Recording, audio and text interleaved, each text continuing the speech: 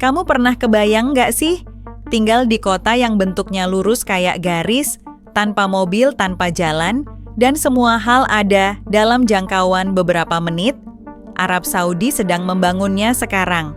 Ini bukan konsep, ini nyata. Proyek The Line, sebuah kota yang dibangun secara harfiah dalam bentuk garis lurus sepanjang 170 km, dengan tinggi 500 meter dan lebar cuma 200 meter. Betul, kamu nggak salah dengar. Kota yang setara dengan jarak Jakarta ke Cirebon, tapi lebarnya cuma selebar 2 lapangan bola. The Line adalah bagian dari proyek futuristik besar bernama NEOM. Tapi sebenarnya, seberapa masuk akal sih proyek ini? Siapa yang menggagas? Seperti apa teknologinya?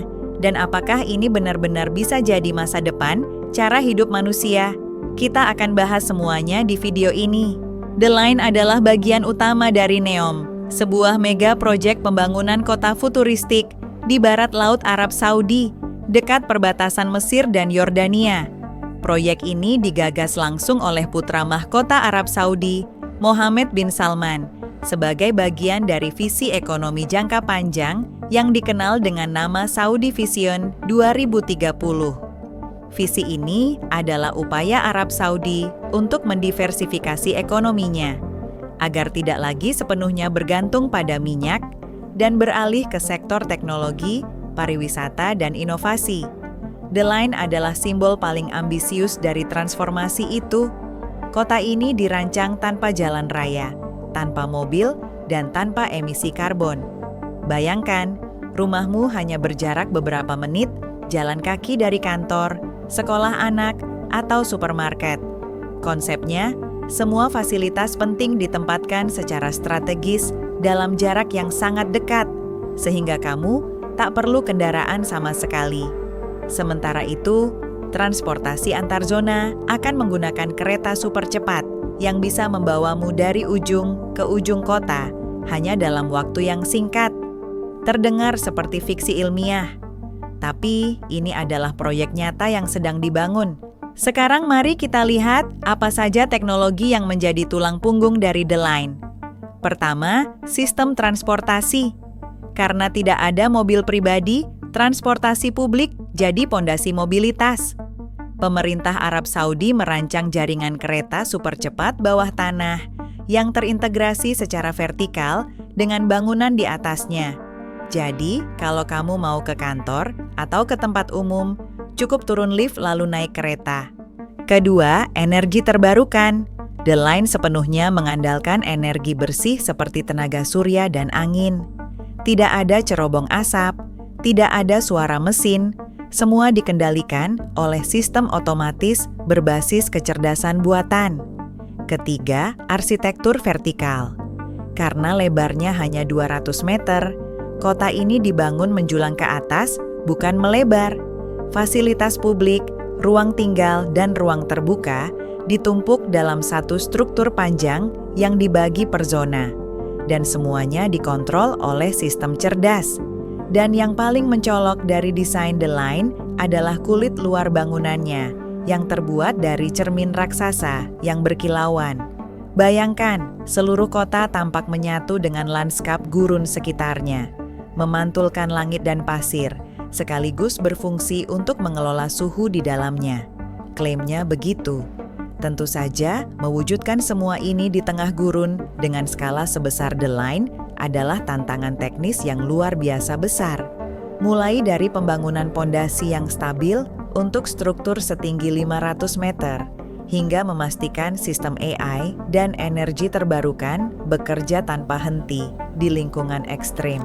Proyek ini dijalankan oleh NEOM Company, anak usaha dari Public Investment Fund (PIF), dana kekayaan negara Arab Saudi yang merupakan salah satu investor terbesar di dunia dengan nilai aset lebih dari 700 miliar dolar Amerika.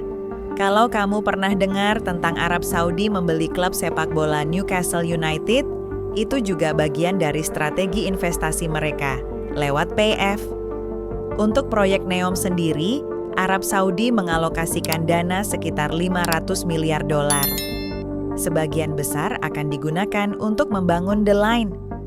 Mereka juga menggandeng berbagai perusahaan teknologi, arsitektur, dan infrastruktur dari seluruh dunia, termasuk dari Jepang, Eropa, dan Amerika.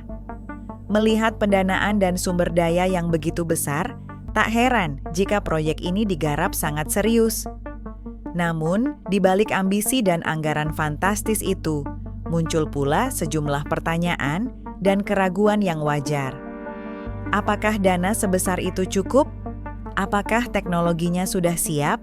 Dan bisakah semuanya selesai tepat waktu? Meski terdengar futuristik dan visioner, proyek ini juga tidak lepas dari kritik. Dari sisi perencanaan kota, banyak pakar mempertanyakan bentuk kota yang lurus. Kalau ingin bertemu teman yang tinggal 50 km dari tempatmu, kamu tetap harus naik kereta cepat. Kota konvensional dibangun menyebar, justru agar interaksi sosial bisa lebih fleksibel. Lalu dari sisi lingkungan, meskipun The Line dipandang sebagai kota ramah lingkungan, pembangunan masif di tengah gurun tetap bisa mengganggu ekosistem. Ada kekhawatiran terhadap migrasi satwa liar, kerusakan tanah, dan konsumsi air yang masif. Dari sisi sosial, muncul isu penggusuran.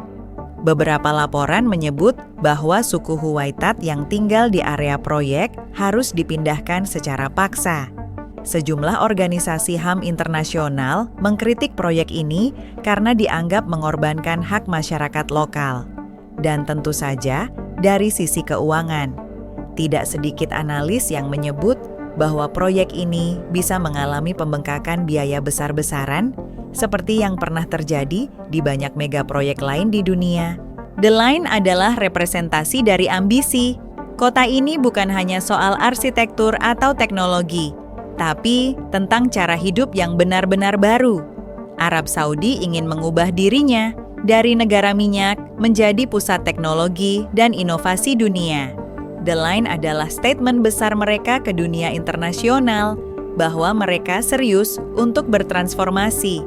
Namun, sejarah menunjukkan bahwa proyek futuristik tidak selalu berjalan mulus. Songdo di Korea Selatan dan Masdar City di Uni Emirat Arab adalah contoh kota canggih yang hasil akhirnya jauh dari ekspektasi awal. The Line bisa jadi revolusi, tapi bisa juga jadi pelajaran mahal. The Line sudah membuat dunia menoleh dan memaksa kita untuk berpikir ulang tentang cara kita hidup, berpindah tempat, dan membangun masa depan. Apakah kota sepanjang 170 km ini benar-benar bisa menjadi model baru kehidupan manusia? Atau justru akan jadi simbol ambisi teknologi yang terlalu terburu-buru?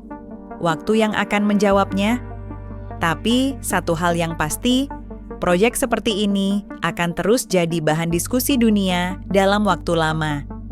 Kalau kamu suka konten seperti ini, yang membahas teknologi masa depan dengan cara yang santai dan mudah dimengerti, jangan lupa klik like, subscribe, dan nyalakan lonceng notifikasi, supaya kamu nggak ketinggalan pembahasan seru lainnya. Sampai ketemu di video berikutnya.